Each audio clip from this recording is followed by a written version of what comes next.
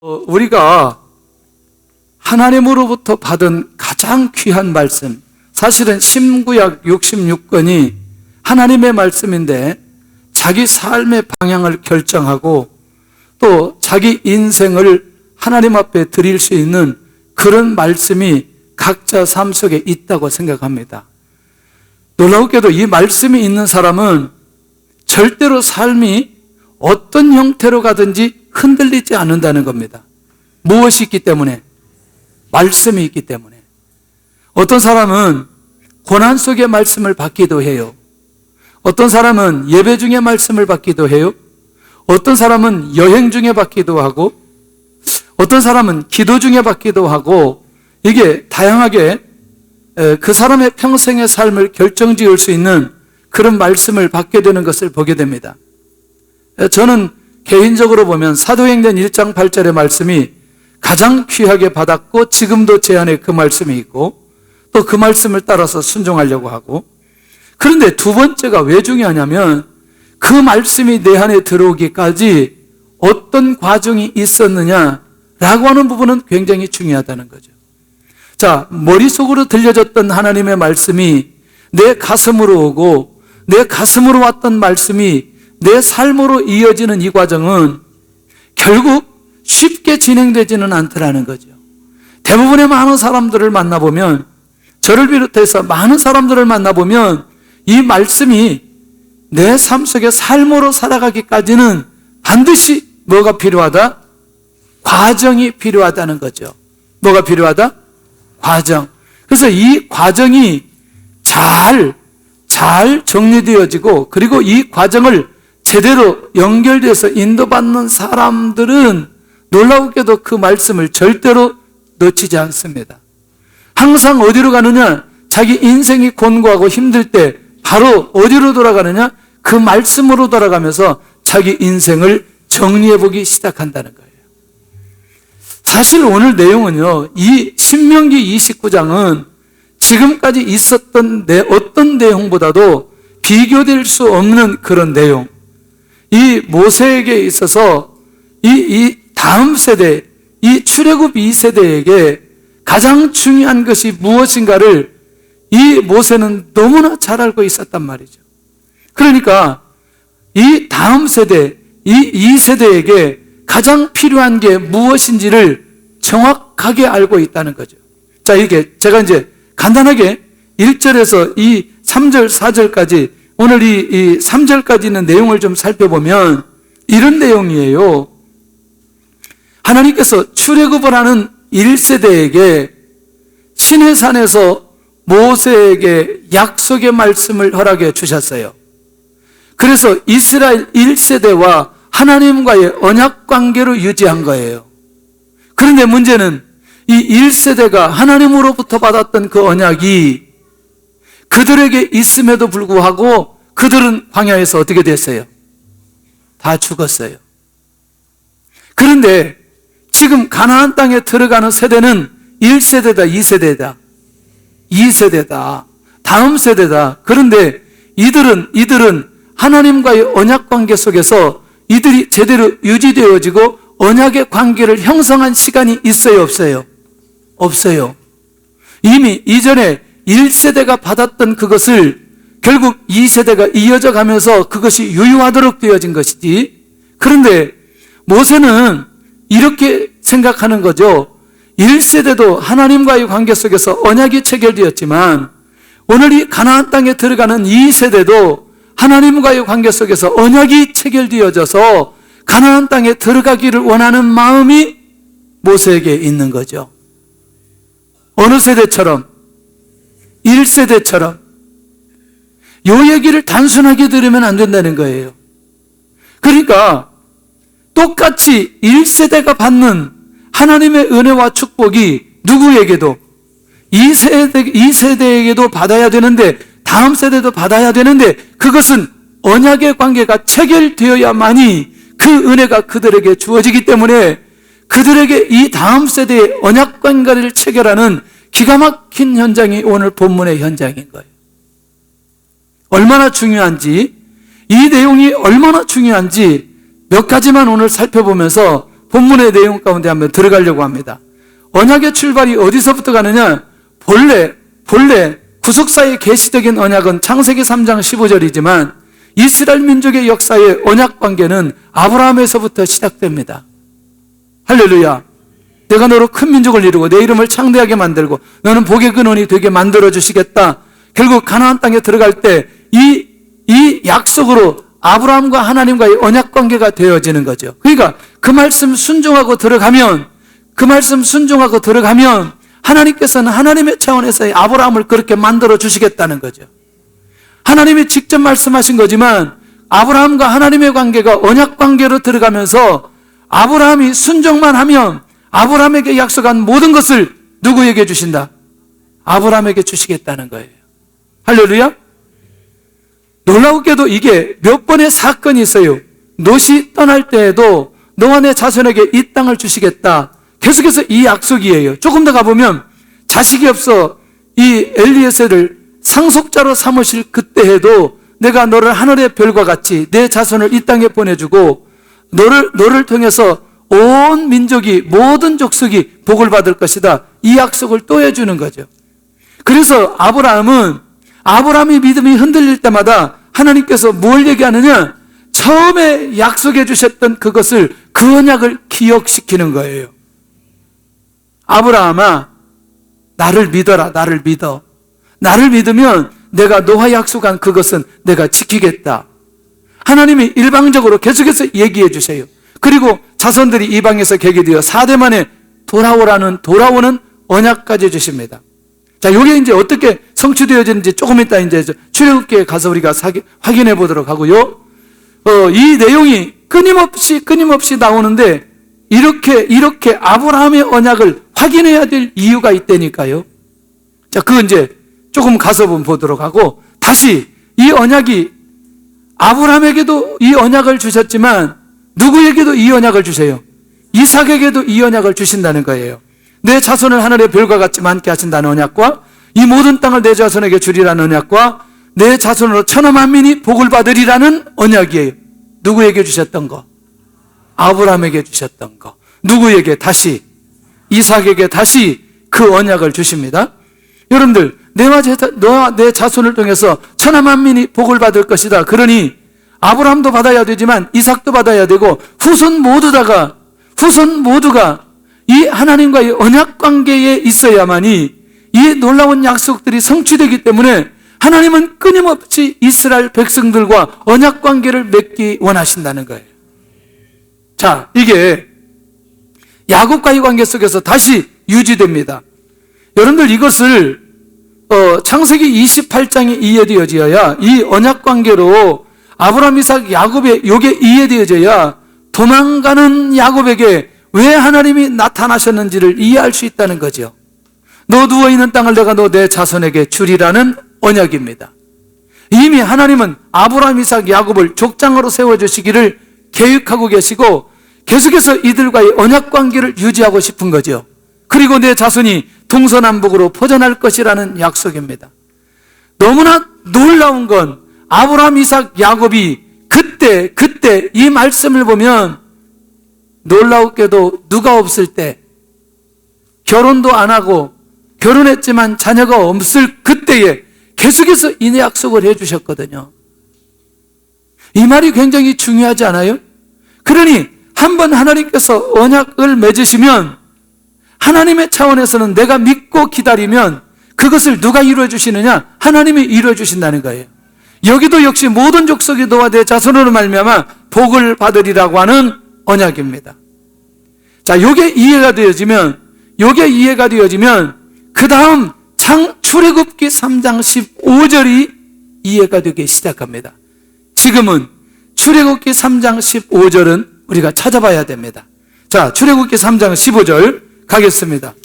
자, 거기에 뭐라고 기록되었는지, 하나님께서 이 모세를 부르시면서 이제 뭐라고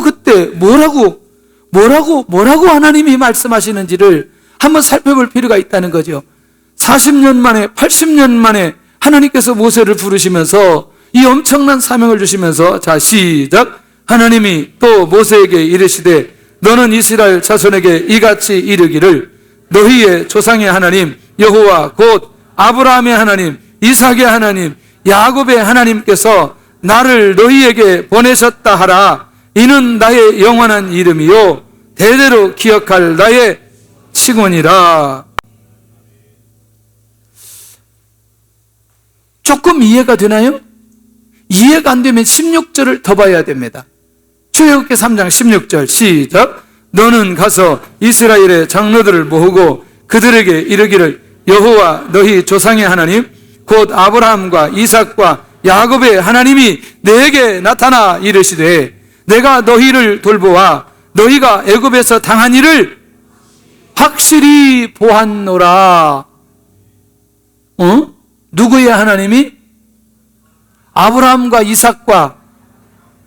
이게 뭐냐면 이미 이 족장들과 언약을 맺었고 그 언약을 맺은 그것이 지금 누구에게 성취되느냐?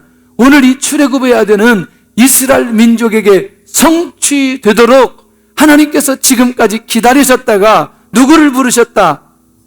모세를 부르셨다는 거예요. 무엇을 기억해서? 언약을 기억해서. 누구와 했던 언약을? 아브라함과 이삭과 야곱에게 했던 그 언약을 기억하사 그 하나님이 지금 모세에게 나타나셨고 지금 이스라엘 백성들에게 나타나셨다는 거죠. 조금 더 볼까요? 4장 5절을 한번 보세요. 출애굽기 4장 5절 시작. 이는 그들에게 그들의 조상의 하나님 곧 아브라함의 하나님 이삭의 하나님 야곱의 하나님 여호와가 내게 나타난 줄을 믿게 하려 함이라 하시고 430년 동안 이스라엘 백성들이 노예 생활을 했지만 이 백성들이 잊어서 종처럼 살면서 하나님을 잊었지만 하나님은 한 번도 이 백성을 잊으신 적이 없다는 거예요. 왜? 이미 그 족장들과 언약을 체결했고 그 언약을 이루려고 하는 계획이 하나님에게 있기 때문에 이 백성들이 언제 출애굽하고 언제 가나안 땅에 들어가야 되는지 이거는 하나님이 이 족장들에게 약속하신 언약이 있기 때문에 이 그들에게 주신 그 언약을 이루도록 하기 위해서 지금 모세가 필요했고 지금 이스라엘 백성들은 출애굽해야 된다는 사실을 가르쳐주고 있다는 것이죠. 다시 언약의 출발이 아브라함과 이삭과 야곱으로 시작되어지는 그 이유가 그 원인과 그 내용이 이해되어지는 사람은 앞으로 진행되어지는 이 출애굽기 3장에서부터 진행되어지는 앞으로 미래 광야 모든 역사 가나안 땅에 들어가서 가나안 땅을 정복시키는 모든 하나님의 역사에 대한 부분에 대해서 눈이 열려지게 되어진다는 거예요. 왜 그렇게 할 수밖에 없는지, 왜 그들에게 이런 은혜를 내려주시는지, 왜 강력한 하나님의 능력과 역사가 일어날 수밖에 없는지, 족장들과의 언약을 한 번도 잊지 않으신 여호와 하나님. 그러니 이 사실을 누가 알고 있어요? 모세가 알고 있어요. 그러니 1세대가 하나님과의 언약 관계를 유지하고 2세대도 하나님과의 언약 관계를 유지하는 것이 이만큼 중요하다는 겁니다. 할렐루야. 왜? 그 언약 관계만 체결되면 가나안 땅에서 일어나는 모든 일들은 누가 해결할 것이니 하나님이 해결하시고 하나님께서 정복하시고 하나님께서 복을 주실 것이라는 사실을 모세는 알고 있는 거예요. 모든 세대가 지나가도 하나님께서는 조상들에게 약속하신 언약을 기억하시고 있다. 할렐루야. 모든 세대가 지나가도. 그러니까 이 말은 이렇게 말하고 싶어요. 모든 사람이 이 땅에 다 죽어도 사람이 바뀌어져도 하나님의 언약은 변한다, 변하지 않는다. 변하지 않고 하나님은 확실하게 기억하시고 하나님의 때가 되면 하나님께서 역사를 일으킨다는 거예요. 출애굽의 배경에는 족장들의 언약이 있다는 사실을 기억해야 된다는 거예요. 그러니 이 언약 관계에 대해서 모세가 이 정도 이해했으니 이 29장 1절의 내용이 얼마나 중요하지 않은 거죠. 자, 다시 신명기 29장 1절을 보는데 이제 다시 다른 생각하지 말고 이제 요 마음을 가지고 29장 1절을 보면 이제 모세의 마음이 보여지기 시작하고 하나님의 계획이 이 안에 보여지기 시작합니다. 시작. 호렙에서 이스라엘 자손과 세우신 언약 외에 여호와께서 모세에게 명령하여 모압 땅에서 그들과 세우신 언약의 말씀은 이러하니라. 할렐루야. 할렐루야. 모압 땅에서 세우신 언약은 누구와 세웠다 이거? 아까 얘기한 대로 1세대, 2세대, 모압 땅에서 2세대하고 세운 거죠. 자, 족장들에게 모든 세대가 다 지나가도 하나님께서는 족장들에게 약속하신 언약을 성취하신다는 거예요.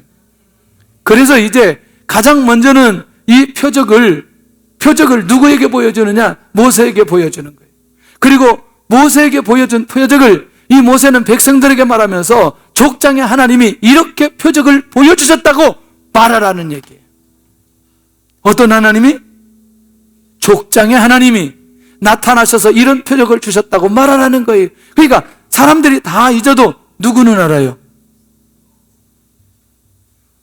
아니, 아브라함 알지요, 아브라함.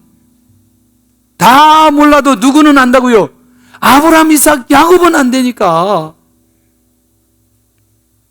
물어볼 때 대답을 잘하는 것도 겸손한 거예요. 빨리빨리 대답해 주세요. 시간이 없어요.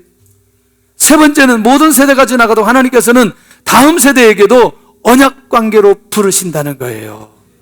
예. 왜? 이들이 누구의 후손이기 때문에? 아브라함의 후손이기 때문에. 얼마나 중요한지.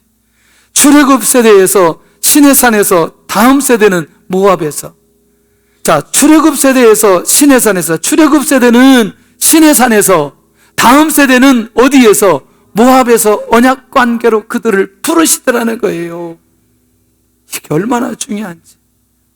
그래서 예배는요, 모든 세대가 함께 드려야 돼요. 그래야 그 언약 관계가 유지되고 이 언약 관계를 통해서 주시는 하나님의 놀라운 은혜를 그냥 저절로 다음 세대는 받게 되어지는 거예요. 집에 놔두지 말고 교회에 꼭 데리고 와서 같이 예배를 드려야 된다는 거예요. 그래서 지금 3층에서 예배를 잘 드리고 있어요. 모든 애들 다 지금 3층에 가가지고 보니까 너무나 앉아서 잘 예배를 드리고 있어요. 얼마나 감사한 일인지. 주의 은혜가 있게 될 줄로 믿습니다. 자, 이제 셋째, 언약 관계를 위해서 하나님께서 하신 일이 뭐냐? 자, 이제부터 눈이 열려야 됩니다. 그리고 집중해야 돼요. 아니, 이전에는 집중 안 하고 여기서부터 집중하냐? 집중해야 돼요. 자, 보세요. 자, 이제 이 언약 관계에 있다는 사실을 백성들이 알아야 되는 거죠. 그러니까 모세는 이제 알았어요. 그러니까 그 내용을, 깊은 내용을 이 다음 세대에, 모압 세대에, 가나안 세대에게 알려주고 싶은 거예요. 그래서 바로와 그 신하의 목전에서 행하신 일이 어떤 일인가를 알려주고 싶은 거죠. 어떠세요? 여러분들 10번째, 9번째 재앙까지 징계와 회복을 반복하면서 애굽을 무기력하게 했던 거 기억하시죠? 그런데 이 다음 세대도 이 얘기를 들었을까요? 듣지 않았을까요? 들었다니까요. 저는요, 모세처럼 이렇게 신명기에서 반복을 많이 하는지 나는 이번에 신명기 묵상하면서 더 알겠는 거예요. 얼마나 반복을 많이 하는지. 그래서 저도 설교를 매번 반복해야 되겠다라는 생각을 얼마나 많이 하는지 몰라요. 왜냐면 모르면 계속 반복해야 되잖아요. 잊어버리면 반복해야 되잖아요. 그러니까 하나님께서 애굽 땅에서 그 엄청난 일을 행하셨는데 그 징계와 회복을 반복하면서 했던 그것을 이 다음 세대가 알기를 원하는 거예요. 그런데 이게 왜 알기를 원하는지를 뒤쪽에 가면 안 되니까요. 모세가 그냥 이 얘기를 그냥 하고 있는 게 아니거든요. 모세가요, 하나님을 인격적으로 만나고 여러분들 40일 금식을 2번이나 하고 이 기가 막힌 사람이에요. 보세요. 10번째 재앙을 통한 하나님의 능력을 보이셨는데 인간의 한계를 보게 하시고 바로 왕이 고백하게 하셨던 그것까지 알게 하고 싶은 거예요. 자, 보세요. 이 누구 얘기냐면 바로의 얘기거든요. 바로 얘기. 10번째 재앙이 일어난 후에 바로가 무슨 고백을 하는지 한번 같이 보겠습니다. 시작. 밤에 바로가 모세와 아론을 불러서 이르되 너희와 이스라엘 자손은 일어나 내 백성 가운데에서 떠나 너희 말대로 가서 여호와를 섬기며 너희가 말한 대로 너희 양과 너희 소도 몰아가고 나를 위하여 축복하라. 누구에게 이게? 바로에게요. 몇 번째 재앙 후에? 10번째 재앙 후에.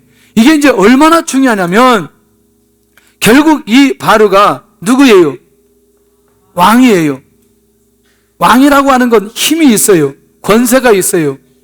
이 종들 200만이 되어도 이들을 다 죽일 수 있는 힘이 누구에게 있지만, 바로에게 있지만 인간의 한계가 어디까지인 거를 10번째 재앙을 통해서 하나님이 그대로 보여주신 거예요. 이거 누가 행하셨다? 이거 누가 행하셨다? 하나님이 행하셨다는 사실을 이제 이 다음 세대에 또 알려주는 거예요. 큰 시험과 이적과 큰 기사를 또 보게 했다. 자, 이제 출애굽할 때 이런 역사가 일어났지만 29장 3절에 가서 보니까 홍해와 물과 만남의 출하기를 통해서 이스라엘 백성들이 하나님이 어떤 분인가를 또 보게 해 주셨어요. 경험했어요. 여러분들, 다음 세대, 모압 세대에도 여러분들 지금 계속되어지는 하나님의 은혜와 하나님의 기적을 보고 있나요? 보고 있죠. 홍해는 아직 기억되어지는 사람이 여호수아 갈렙밖에 없지만 그래도 1세대가 죽고 난 이후에 끊임없는 하나님의 역사와 하나님의 능력을 지금 계속해서 경험하고 있거든요. 이 사건들 하나하나를 기억시키는 거예요. 이 모압 세대에 가나안을 들어가는 사람들에게 기억하게 만드는 거예요. 왜? 이 다음 세대와 하나님과의 어떤 관계를 위해서? 언약 관계를 위해서. 할렐루야. 그러면 여러분 어떠세요? 내가 예수님 믿고 구원받았다는 사실을 사람들에게 간증하면 사람들도 어때요? 예수님 믿고 구원받아요. 나와 하나님과의 언약 관계로 그 사람들이 예수님 믿고 구원받으면 그 사람도 하나님과의 언약 관계가 연결이 되나요? 할렐루야. 이 사실이 우리에게도 끊임없이 고백되어지면 그 사람도 역시 하나님과의 언약 관계가 형성되면서 하나님의 백성들이 받을 수 있는 은혜와 축복이 그대로 임하게 된다는 사실을 보여주고 있다는 거죠. 여러분, 이때가 어때요? 절망과 두려움, 원망과 불신앙, 이런 가운데 있을 때라도 하나님께서는 큰 시험과 이적과 큰 기사를 그들에게 보여주셨다는 거예요. 뭘 위해서? 어떤 관계에 있기 때문에? 언약 관계에 있기 때문에.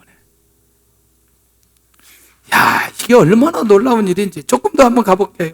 자, 이적과 능력과 기적의 환경을 주신 이유는 무엇인가? 자, 이적과 능력과 기적의 환경을 주시는 이유는 뭔가? 그냥 그런 거 주시지 말고 그냥 열어놓고 가시지. 이게 전부 다 누구를 통해서 주신 거라는 사실을 믿도록 하기 위해서. 여호와 하나님께서 이 일을 행하셨다는 사실을 많은 사람들이 어떻게 하도록? 믿도록 하기 위해서. 자, 조금 더 가볼게요. 나는 하나님의 일을 깨달아 구원의 일에 동참하고 있나? 그러니까 내가 이제 나에게 주신 이 엄청난 일을 통해서 할렐루야, 이제 이 사실을 모르는 사람들에게 결국 이 사실을 바람으로 동일하게 하나님의 은혜 속에 들어가게 하는 이 삶은 매우 놀라운 축복된 삶인 것을 기억할 수 있기를 원합니다. 자, 이제 광야 얘기를 하고 있는 거죠. 이제 두 번째는 사실 본문의 전체적인 내용으로 볼 때는 광야의 내용과 40년의 결론은 무엇 때문인가? 자, 한번 볼게요. 첫째는 뭐냐면 우리가 본문의 29장 5절에 있는 내용을 보면 몸의 옷이 낡아지지 않고 신이 헤어지지 않게 하셨다. 저는 너무나 궁금했어요. 어떻게 하나님께서 일이 이렇게 하셨을까 봤더니 옷과 신발이 떨어지기 전에 미리 공급하셨다. 대부분 이제 성경학자들이 그렇게 말하는 거죠. 어떻게 구체적으로 공급하셨는지는 기록하지는 않았지만 중요한 건 이들이 옷이 낡아서 없어서 잊지 못하는 상황은 만들어 놓지는 않았다는 거예요. 신발이 떨어져서 발이 불편할 정도로 그렇게 만들어 놓지는 않았다는 거예요. 누가 공급했어요? 하나님이 공급하셨어요. 아멘? 그러면 여러분들 모압 세대, 다음 세대, 이들이 하나님과 언약 체결이 되지 않았다 할지라도 여전히 하나님은 이들과의 언약 체결의 입장에서 이들을 지켜보고 있었다는 거죠. 왜? 이들이 누구의 후손이니? 아브라함의 후손이니. 그러니 그것을 누구만 깨달으면 되는 거예요. 이스라엘이라고 말하지만 다음 세대라고 말해주면 더 좋잖아요. 그러니까 그들만 깨달으면 되는 거예요. 우리도 하나님과의 언약의 백성이라는 사실을 그들이 깨달으면 되는 거예요. 그들이 고백하면 되는 거예요. 그러니까 이미 하나님의 차원에서는 그래서 이 상황을 확실하게 어렵지 않도록 그들을 다 지키시고 인도해 주셨다는 사실이 얼마나 중요한지. 이때가 어느 때에? 광야의 때에. 어느 때에? 광야 때에. 할렐루야. 이제 이 내용을 보니까 좀 궁금했어요. 이 내용이 떡도 먹지 못하며 포도주나 독주를 마시지 못하게 하셨다. 이게 음주를 못하게 했나? 떡을 못 먹게 했나? 떡을 그럼 먹지 말란 말이는가? 예수님 포도주 잘 마셨는데 이 모든 것들은 사람이 만들어야 되는 거예요. 이 음식들은. 맞아요, 안 맞아요? 사람이 수고가 가야 되는 거예요. 이해되시죠? 그러니까 자신들이 만들어서 먹을 수 없는 상황에서 하나님께서 음식과 마실 물을 주셨다는 거예요. 그러니까 사람들이 노력하지 않아도 이것을 먹지 않았어도 그들이 이것을 마실 수 있는, 그러니까 생명을 유지하기에 마실 수 있도록 그것을 생명을 유지하는 데는 조금도 어려움이 없도록 하나님께서 모든 환경을 만들어 주셨다는 거예요. 이 말이 이해가 되죠?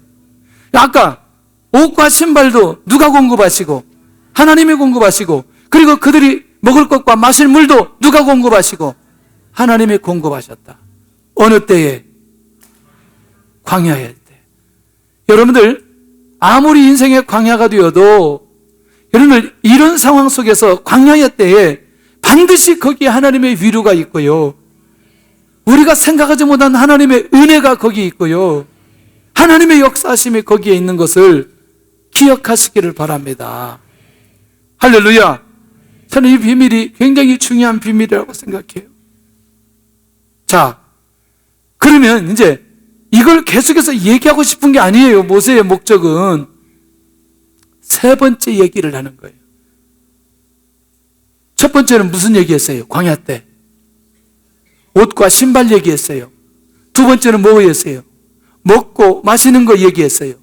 누가 공급하셨다? 세 번째는 전쟁에 관한 얘기예요. 헤스본 왕 시온과 바산 왕 옥과의 전쟁에서 승리하게 하셨다. 이게 왜 자꾸 이 얘기를 하시는지 나는 궁금하더라고요. 근데 여기가 이유가 있어요. 이게 이 왕들이요, 이 가나안 땅에 들어가기 전에 들어가면서 이 가장 견고한 성읍을 가지고 있고 그 다음에 부강한 나라의 왕들이에요. 그러니까 뭘 잘할 수 있어요? 싸움을 잘할 수 있어요. 그런데 그들이 싸움을 잘할 수 있음에도 불구하고 승리는 누가 하게 하셨다? 이스라엘 백성들이 승리하게 만들어 주셨다.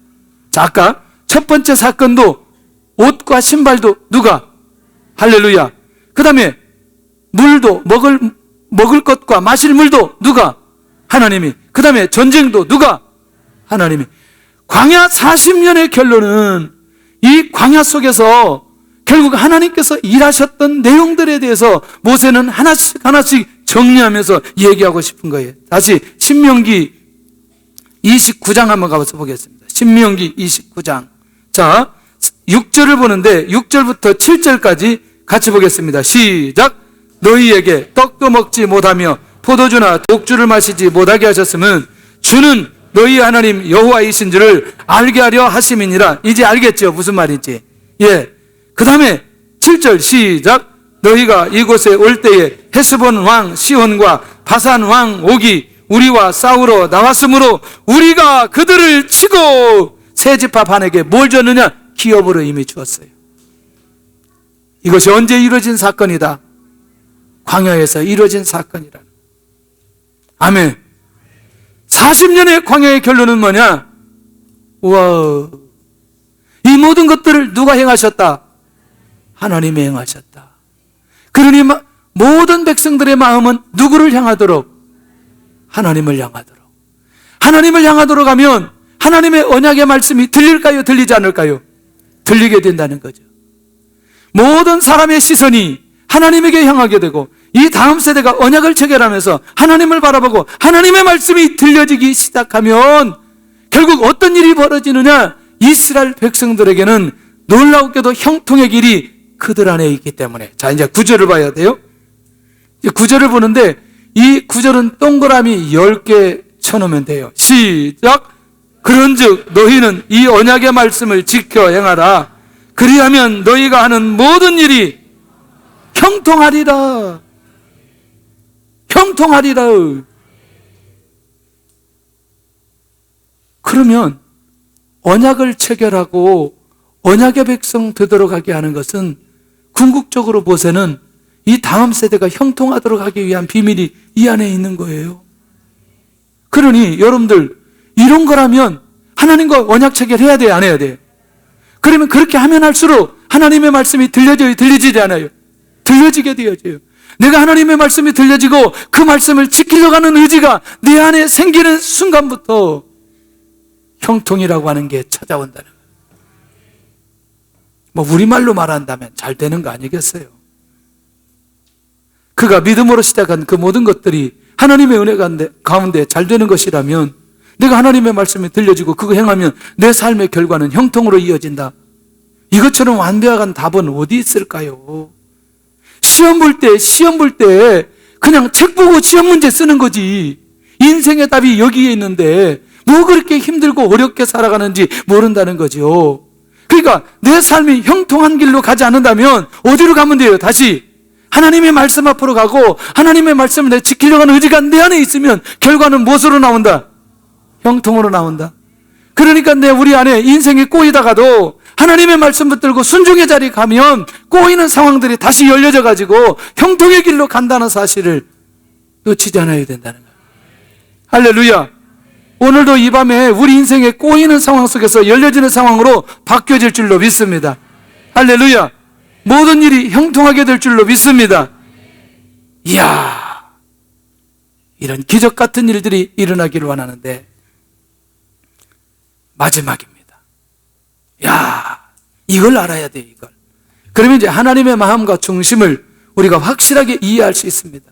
자, 첫째는 29장 11절에 가서 보면 모든 자들이 언약에 참여하기 위함 때문에 이 언약 관계를 유지하고 이 언약의 비밀들을 알게 해주신다. 다시 말하면 모든 사람들이 언약의 백성이라는 사실을 인정하고 고백하고 함께하기를 원하는 거예요. 자, 이거는 그렇게 어렵지 않아요. 두 번째, 족장들에게 약속하신 대로 자기 백성을 삼으시기 위한 계획이 이 안에 있는 거죠. 자, 이것도 어렵지 않죠? 세 번째가 중요하다는 거죠. 뭐냐면 하나님이 그들의 하나님이 되기 위함이에요. 다시 자 지금 어떤 세대에게 이 말씀을 주셨다고요? 다음 세대, 이 세대에게. 이 세대도 누구의 백성이다? 하나님의 백성 삼기를 원하시고, 그리고 하나님이 그들의 하나님이 되기를 원하시는 것 때문에.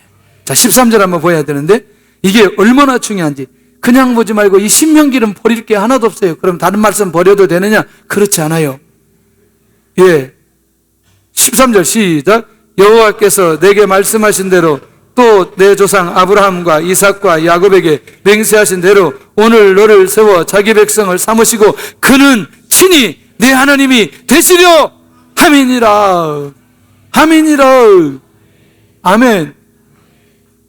오늘 밤에 안 나온 사람들 왜 안 나오는지 몰라. 잘 나오다 꼭 이런 날 안 나오는데 내 정말 꼭 안 나오다 이런 날 나오는 사람들이 있어요. 정말 어떻게 할 수가 없어요. 어떻게 할 수가 없어요. 우리가 만드는 게 아니기 때문에. 그러니까 여러분들 오늘 결론이 간단한 거죠. 그냥 하나님의 백성 삼기 원하시는 거죠. 그냥 하나님 되시기를 원하시는 거예요. 그리고 그 사람들에게는 형통의 응답과 축복을 허락하고 싶은 거예요. 다른 거 아무것도 없어요. 왜 나는 하나님을 안 믿는지 모르겠냐는 거예요. 왜 하나님과 언약 관계의 체결을 안 하려고 하는지 모른다는 거예요. 하나님의 말씀을 빗겨가지 않기를 바라고 하나님의 말씀이 들려지면 내 삶 속에 순종하려고 하는 의지와 결단이 우리 안에 일어나야 된다는 거예요. 주의 은혜가 있기를 원합니다. 정말 우리 때문에 수많은 사람들이 언약 관계로 계속해서 가야 돼요. 불신자들이 하나님 앞에 와야 돼요. 아멘. 지난주에도 많은 사람들이 와가지고 자리가 막 가운데 앉을 자리 없이 왔어요. 자리가 부족하기 때문에 우리는 자리 채우려고 한 건 아니잖아요. 진짜 그 영혼들이 하나님 앞에 구원받고 그들도 이런 언약 관계를 유지하고 하나님의 말씀이 들려지고 순종함으로 형통의 길로 갈 수 있는 우리 하나님, 나의 하나님이 그들의 하나님이 되어야 된다는 사실이 너무나 중요하다는 거예요. 이 하나님을 믿으시기를 바랍니다. 이 하나님 앞에 예배하시기를 바랍니다. 할렐루야. 저는 너무나 중요하다고 생각해요. 자, 우리가 이제 기도의 제목으로 그렇다면 언제나 하나님과 언약 관계에 있게 하여 주시옵소서. 전 이게 이제 굉장히 중요하다는 이걸 잊지 않고 날마다 깨어있게 하여 주시옵소서. 두 번째, 내가 하나님의 자녀, 이 앞에 빼고 내가 하나님의 백성의 자리에 있게 하여 주옵소서. 할렐루야. 어떤 자리에? 하나님의 백성의 자리에 있게 하여 주옵소서. 세 번째, 언제나 여호와 하나님이 누구의 하나님으로? 나의 하나님으로. 그러니까 결국 뭐냐면 이 언약 관계, 하나님의 백성의 자리, 그리고 나의 하나님으로 고백하는 순간은 결국 미래에 대한 하나님의 약속이 확실하게 이루어질 것이라는 기대와 믿음을 가지고 살아갈 수 있다는 사실을 우리에게 가르쳐주고 있다는 것입니다. 오늘 우리 주께 가오니 찬양하면서 준비하신 대로 하나님 앞에 예물 드릴 시간을 갖겠습니다.